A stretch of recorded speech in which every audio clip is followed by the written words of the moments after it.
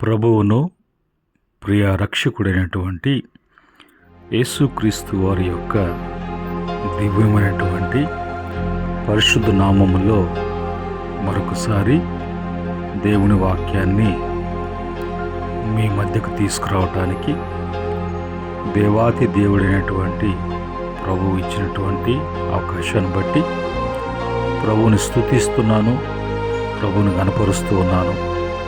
అదే రీతిగా ఈ మాట వింటున్నటువంటి మీకు కూడా ప్రభు పేరిట వందనాలు, శుభములు తెలియజేస్తున్నాను. ప్రియమైన దేవుని బిడ్డలారా, ఈ సమయంలో దేవుని వాక్యాన్ని చదువుకుందాం. దేవుని వాక్యం చదువుకొని అందులో ఉన్నటువంటి మాటలను ప్రభు యొక్క పాద సన్నిధిలో మన యొక్క ఆత్మీయ మేలు కొరకు మనము ధ్యానం చేద్దాం. కీర్తన 119వ కీర్తన 133వ చరణములో ఉన్నటువంటి మాటలను ఈ సమయంలో మనం చదువుకుందాం. కీర్తన 119వ కీర్తన 133వ చరణములో ఈ విధంగా వ్రాయబడి ఉన్నది. నీ వాక్యమును బట్టి నా అడుగులు స్థిరపరచుము, ఏ పాపము నన్ను ఏలనీయకుము అనేటువంటి మాట భక్తుడు మరి పలికినటువంటి మాట.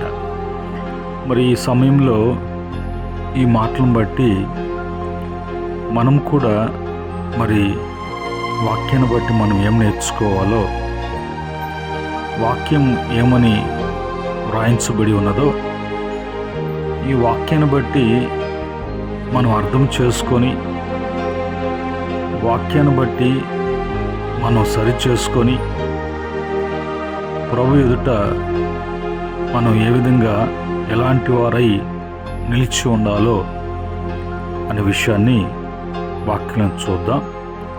ఇక్కడ భక్తుడనే మాట, నీ వాక్యమును బట్టి నా యొక్క అడుగులను స్థిరపరచుము అని అంటాడు. కనుక స్థిరపరచబడడం అనేది, స్థిరత్వము అనేది, ఒకరు మంచిగా సెటిల్ కావటం అనేది అది దేవుని యొక్క వాక్యాన్ని బట్టి ఉంటుంది. కానీ దేవుడు యొక్క వాక్యము లేకుండా దేవుని వాక్యాన్ని బట్టి స్థిరపరచబడుకోవటం, స్థిరపడడం అనేది జరుగుతుంది. కానీ దేవుని యొక్క వాక్యము లేకుండా ఒకవేళ స్థిరపరచబడటం అనేది కష్టతరం. పైగా దేవుని వాక్యము అనేది తెలియకుండా దేవుని వాక్యము చేత బోధించబడుతున్నప్పుడు,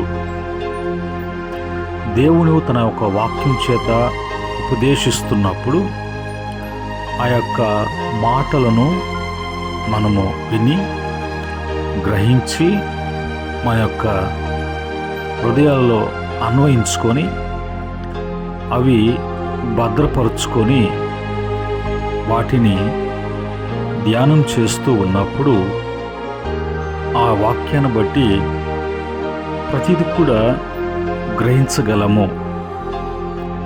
ఉన్నటువంటి చుట్టుపక్కల మనకు ఉన్నటువంటి వాతావరణము మన మీద ఎలాంటి ప్రభావం తీసుకుని వస్తుందో, ఎలాంటి ప్రభావం గుండా మనం ముందుకు వెళ్తున్నామో అనే విషయాన్ని మనకై మనం తెలుసుకోలేం.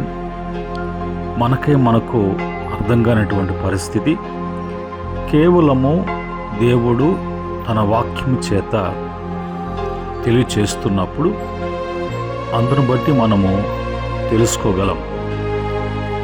ఈ విధంగా ఉన్నప్పుడు మన మీద మన వాక్యానుసారంగా వాక్యాన్ని బట్టి మనం ముందుకు సాగుతున్నాం. కాబట్టి ఏది కూడా మన మీద ఏలుబడి చేయటము అనేది మన మీద ఒకవేళ వాటి యొక్క ప్రభావము అనేది ఏది కూడా లేకుండా పోతుంది. కారణం ఏంటంటే మరి దేవుని మూలంగా పుట్టినవాడు మరి పాపము చేయుడు కనుక దుష్టుడు వాణ్ణి ముట్టడు. దేన్ని బట్టి అనంటే దేవుని మూలంగా పుట్టినటువంటి వాడు, దేవుని వాక్యములో పుట్టినటువంటి వాడు తను పాపమేంటో న్యాయమేంటో అనేది వాక్యాన్ని బట్టి సరిచూసుకుంటాడు కాబట్టి, వాక్యాన్ని బట్టి సరిచేసుకుంటాడు కాబట్టి అతను పాపము చేయడు. కనుక పాపము చేయటం కానీ పాపము తన మీద ఏలుబడి చేసేటువంటి అవకాశము కల్పించడు కాబట్టి దాది ఎప్పుడు కూడా మరి పెత్తనము చెలాయించాలన్నా కూడా దానికి వీలు పడదు. కారణము దేవుని వాక్యమును బట్టి. ఈరోజు దేవుని వాక్యమును బట్టి మనము తెలుసుకోవాల్సినటువంటి విషయాలు, దేవుని వాక్యాన్ని బట్టి మన జీవితంలో జరగనై ఉన్నటువంటి కార్యాలేంటో, ఎలాగా దేవుని కార్యాలు వాక్యాన్ని బట్టి జరుగుతున్నాయో జరిపించబడుతున్నాయో అనేది మనము గ్రహించడానికి ఈ సమయంలో దేవుని వాక్యం బట్టి మనము మరి విషయాలు మనం తెలుసుకుందాం. కీర్తన 33వ కీర్తన 4వ చరణంలో మొదటగా వ్రాయబడినటువంటి మాట ఏంటంటే, యెహోవా వాక్యము యథార్థమైనది, ఆయన చేయుదంతయు నమ్మకమైనది అని అంటాడు. కనుక దేవుని యొక్క వాక్యమును గురించి ఇంకా మనము బైబిల్లో చూసినప్పుడు మరి వెండితో పోల్చినట్లుగా, మరి బంగారుతో పోల్చినట్లుగా, తేనెతో పోల్చినట్లుగా దేవుని వాక్యములో ఉన్నటువంటి స్వచ్ఛత ఎలాగుంటుందో మనము మరి కీర్తనల్లో ఆయా సందర్భాలలో భక్తులు ప్రభుని కీర్తిస్తున్నప్పుడు ఆ కీర్తనల్లో మనం చూడగలం. ఇక్కడ కూడా అదే విధముగా ఆయన వాక్యం ఎలాంటిదంటే, ఆయన మాటలు ఎలాగుంటాయంటే యథార్థంగా ఉంటాయి. మరి ఆయన వాక్యము ఎప్పుడు కూడా కల్తీగా ఉన్నటువంటి మరి వాక్యం కాదు. అందుకని దేవుడు మనకు ఇచ్చినటువంటి వాక్యంలో పొల్లైనను సున్నైనను తీసివేయకూడదు. అందులో నీవు స్వతహాగా నువ్వు కలపకూడదు. అలాగా చేసినప్పుడు వారు గురించి ప్రకటన గ్రంథములో ఏమని రాయబడి ఉన్నదంటే, మరి బైబిల్లో రాయబడినటువంటి తెగుళ్ళన్నీ కూడా వాళ్ళకి సంభవిస్తాయి, వాళ్ళు శాపగ్రస్తులుగా మార్చబడతారు అన్నట్టుగా వాక్యం హెచ్చరిస్తూ ఉన్నది. కనుక ఈరోజు దేవుని వాక్యాన్ని బట్టి మనము ఎప్పుడు కూడా వాక్యం స్వచ్ఛమైనటువంటి వాక్యము, యథార్థమైనటువంటి వాక్యం కాబట్టి ఆ వాక్యాన్ని బట్టి మనం నడుచుకుంటూ ఉన్నప్పుడు మనము కూడా కల్తీ మనుషులం కాకుండా, కల్తీ మాట కాకుండా మనం ఎప్పుడు కూడా మరి యథార్థముగా, పరిశుద్ధముగా, నీతిగా జీవించే జీవితాన్ని జీవించగలము. కాబట్టి పాపము మన మీద ఏలుబడి చేయదు. రెండవదిగా భక్తుడు అంటాడు, కీర్తన 119వ కీర్తన 25 చరణంలో అంటాడు, నా ప్రాణము మట్టిని హత్తుకొనుచున్నది, నీ వాక్యము చేత నన్ను బ్రతికింపుము. దేవుని వాక్యము యథార్థమైనది, దేవుని వాక్యము బ్రతికించేటువంటి వాక్యం. ఇక్కడ ప్రాణము మట్టిని హత్తుకుంటున్నది అంటే నా జీవితంలో ఇంకా అన్నీ అయిపోయాయి, తిరిగి ఏ ద్వారాన నేను బాగుపడేటువంటిది, తిరిగి బలపడేటువంటిది, తిరిగి మరి నా జీవితంలో ఒక ఆశ అనేది లేనటువంటి పరిస్థితుల్లో మట్టికి నేను హత్తుకోతున్నాను అంటే మట్టిలో నేను కలిసిపోతున్నా. ప్రాణం ఇంకా వెడలిపోయి నేను మట్టిలో కలిసిపోయినటువంటి వాడినిగా ఉన్నాను. అయితే ప్రభా, నీ వాక్యాన్ని బట్టి నన్ను బ్రతికించుము. కనుక దేవుని వాక్యము జీవము కలిగినటువంటి వాక్యము. ఆ జీవ వాక్యము నన్ను బ్రతికిస్తుంది, నాలో ఒక ధైర్యాన్ని తెచ్చిపెడుతుంది. ఆ వాక్యము నన్ను బలపరుస్తుంది, జీవితం మీద ఆశ కలిగి జీవించటానికి ఆశ పుట్టిస్తుంది అన్నట్లుగా భక్తుడు చెప్తున్నాడు. మూడవ మాటగా మరి కీర్తన 119 కీర్తన 28 చరణంలో, వ్యసనం వలన నా ప్రాణము నీరైపోయెను, నీ వాక్యం చేత నన్ను స్థిరపరచుము. చూడండి, వ్యసనము అనేది అవి చెడై ఉంటాయి, కొన్ని రకాలు ఇంకొక విధంగా ఉంటాయి. ఇప్పుడు ఏదైనా ఒక వ్యసనము, అలవాటు అనేది అది ఆ వ్యసనము ఎక్కువైనప్పుడు, ఓవర్ అయినప్పుడు ఆ ప్రాణము అంటాడు నీరైపోతున్నది. అంటే ఇంకా చలనము లేనటువంటి పరిస్థితి, ఇంకా మరి ఎక్కడ కూడా స్టాండర్డ్ అనేది లేనటువంటి పరిస్థితి. అయితే నీ వాక్యం అయితే నన్ను స్థిరపరచగలదు. నీరు కారేటువంటి, నీరైపోయేటువంటి నా భవిష్యత్తు, నా జీవితము, ఆ యొక్క జీవితాన్ని తిరిగి స్థిరపరచి, బలపరచి, ఒక స్థిరత్వము, ఒక పట్టుత్వము అనేది మీ యొక్క వాక్యం ద్వారా ప్రభువా అని అంటాడు. కనుక వాక్యము యథార్థమైనది, వాక్యము బ్రతికించేది, వాక్యము స్థిరపరిచేది. కనుక ఇందును బట్టి పాపము ఏలుబడి చేయటానికి ఎలాంటి అవకాశాలు ఉండవు అనేది మనకు అర్థం కావాలి. మూడవదిగా మరి 119 కీర్తన 38వ చరణములో, నీవిచ్చిన వాక్యము మనుషులలో నీ భయమును పుట్టించుచున్నది, నీ సేవకునికి దాన్ని స్థిరపరచుము. భయము పుట్టించేటువంటిది అంటే దేవుని యొక్క వాక్కు, వాక్యము, మాటలు లేనటువంటి ప్రాంతాలైనా, జీవితాల్లో అయినా, కుటుంబాల్లో అయినా, సమాజంలో అయినా, సంఘములో అయినా విచ్చలవిడి తనము, చెదిరిపోయేటువంటి పరిస్థితి.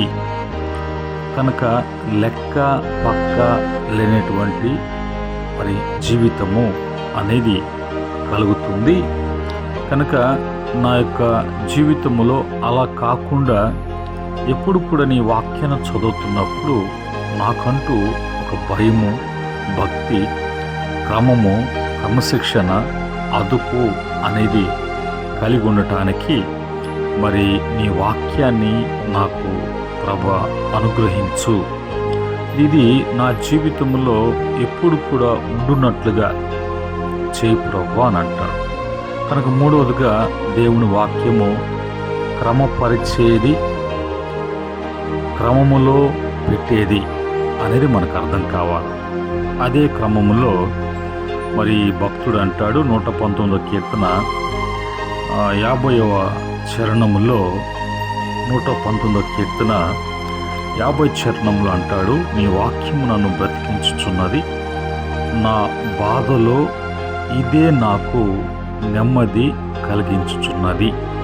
ఐదవదిగా దేవుని వాక్యము అది ఎలాంటి బాధ అయినా, అది ఎలాంటి కష్టమైన, వేదనలతో కూడినటువంటిదైనా, నీ వాక్యము నన్ను మరి నాకు అలాంటి పరిస్థితుల్లో, అలాంటి వాతావరణంలో నెమ్మది అనేది నాకు ఒకవేళ కలిగిందంటే నీ వాక్యాన్ని బట్టే కానీ ఇతరులు చెప్పేటువంటి మాటల వల్ల కాదు. కనుక నీ వాక్యము నన్ను బ్రతికించుచున్నది. నా బాధ, నా బాధల్లో అదే నాకు నెమ్మది కలుగు చేస్తున్నది, అదే నాకు నెమ్మది తెచ్చిపెడుతున్నది అన్నట్టుగా భక్తుడు చెప్తున్నాడు. కనుక మరి ఈ యొక్క క్రమంలో వాక్యాన్ని గురించి క్రమము, పద్ధతి, ఒక మరి ప్రభు చెప్పిన విధముగా ఒక పద్ధతిలో, క్రమములో, ఒక నడిపింపులో ఈ మానవుడు రాగలడు వాక్యాన్ని బట్టి. దీన్ని బట్టి పాపానికి ఎలాంటి ఏలుబడి చేసేటువంటి అవకాశం లేదు. ఇవన్నీ తెలుసుకోవడానికి కూడా, ఇవన్నీ గ్రహింపులోకి రావడానికి కూడా, వీటన్నిటి విషయంలో సరళం కావటానికి 119వ కీర్తన 105వ చరణంలో, నీ వాక్యము నా పాదములకు దీపమును, నా త్రోవకు వెలుగై ఉన్నది. వెలుగు ఎప్పుడు కూడా కాంతినిస్తుంది. వెలుగు ఉన్నటువంటి మరి ఆ ప్రాంతాల్లో చీకటి చోటు చేసుకోదు. వెలుగు ఒకవేళ అది మరి మనతో కూడా ఉన్నప్పుడు, ఆ వెలుగుతో కూడా ఆ వెలుగులో నడిచేటువంటి వారంగా మనం ఉన్నప్పుడు మనకు అది దారి కూడా చూపిస్తుంది. కనుక ఇప్పుడు తొట్రెళ్ళపాటు అనేది, తొలగిపోవటము అనేది, వెనకడుగు వేయటం అనేది ఏది కూడా జీవితంలో ఉండదు. కనుక ఈరోజు వాక్యాన్ని బట్టి మనము 6 మాటలు చెప్పుకున్నాం. 7వ మాటగా ఆ వాక్యం ఎవరు, ఆ వాక్యం ఏమిటి అంటే, యోహాను సువార్త 1వ అధ్యాయము 1వ వచనము 14వ వచనములో, ఆదియందు వాక్యం ఉండెను, ఆ వాక్యము దేవుని యొద్ద ఉండెను, ఆ వాక్యము దేవుడై ఉండెను, ఆ వాక్యము శరీరధారిగై కృపాసత్య సంపూర్ణుడుగా ఈ లోకానికి వచ్చి, ఏ మానవుడు పాపము చేత, అపరాధముల చేత, దోషముల చేత మరణము తెచ్చుకున్నాడో, నాశనం తెచ్చుకున్నాడో, శిక్షను తెచ్చుకున్నాడో, పతనాన్ని, పాతాళాన్ని తెచ్చుకున్నాడో, వాటన్నిటిలో నుంచి విమోచించటానికి, వాటన్నిటి నుంచి తప్పించటానికి, నిత్య జీవం ఇవ్వటానికి ఆ యొక్క వాక్యము శరీరధారిగా వచ్చినప్పుడు ఆ శరీరానికి పెట్టుకున్నటువంటి పేరు యేసు. యేసు అనగా రక్షకుడు. పాపులను రక్షించుటకు యేసుక్రీస్తు ఈ లోకానికి వచ్చినటువంటి మాట నమ్మదగినటువంటిది, పూర్ణ అంగీకారానికి యోగ్యమైనటువంటిది.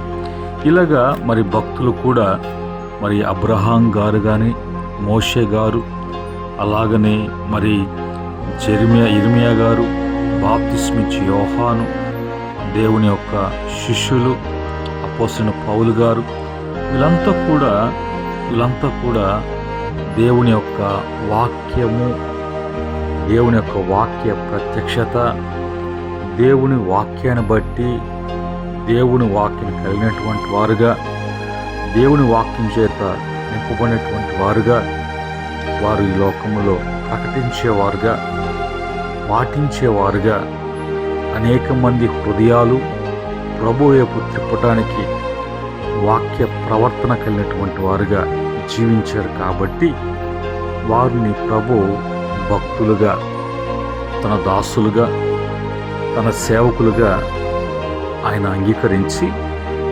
వారి ద్వారా మహిమ తెచ్చుకున్నాడు. సర్వలోకానికి, సర్వ సృష్టికి ఆయన మాటలను వినిపింపచేస్తూ ఈరోజు వింటున్నటువంటి నీ జీవితంలో కూడా ఆయన బ్రతికించేవాడుగా, ఆయన జీవమిచ్చేవాడుగా, నీ మార్గాల్ని సరళం చేసేటువంటి వాడుగా, నీకు నెమ్మదినిచ్చేటువంటి వాడుగా, నీ జీవితంలో స్థిరపరిచే విధముగా ప్రభు చేయటానికి ఆయన సమర్థుడు.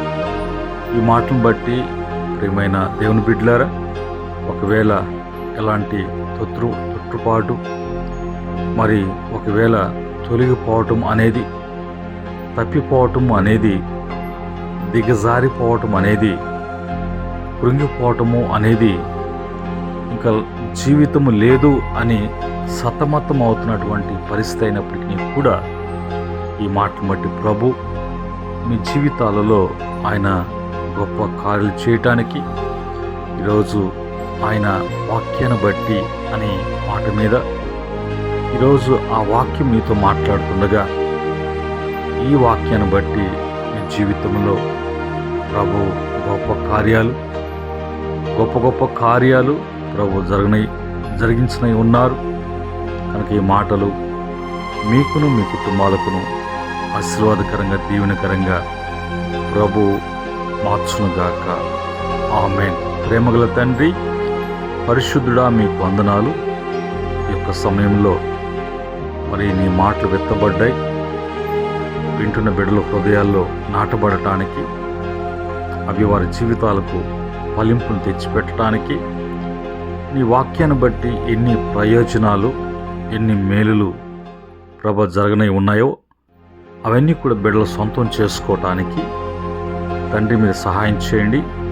ప్రతి అవసరము అక్రతలో నుంచి, ప్రతి బంధకాల్లో నుంచి, కట్టులో నుంచి బిడ్డలను విడిపించి తండ్రి బిడ్డల జీవితాలు మేలు చేసి స్థిరపరచమని, నీ సొత్తు అయిన ప్రజలుగా, నీ శ్వాసమైన ప్రజలుగా ఈ లోకములో మిమ్మల్ని బట్టి, మీ వాక్యాన్ని బట్టి అన్ని విషయాల్లో వర్ధిల్లటానికి స్థిరపరచబడిన కృప దయచేయమని ప్రభు అయిన యేసుక్రీస్తు వారి యొక్క పరిశుద్ధమైన నామములో అడిగి వేడుకుంటున్నాము తండ్రి.